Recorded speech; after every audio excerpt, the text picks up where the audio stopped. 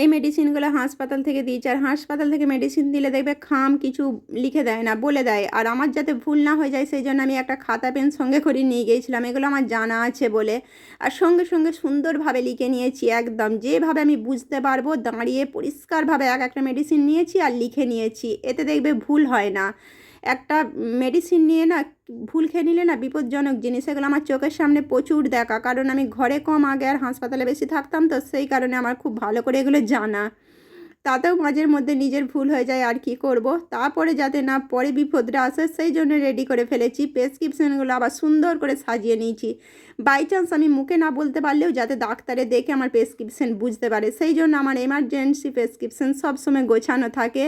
প্রেসক্রিপশনে সুন্দর করে তো সাজিয়ে নিয়েছি, মেডিসিনগুলোও লিখে নিয়েছি, এত সুন্দরভাবে লিখে নিয়েছি যাতে যে কেউ বুঝতে পারে। তারপর চলে এসেছি টুকি টুকি রান্নাঘরে।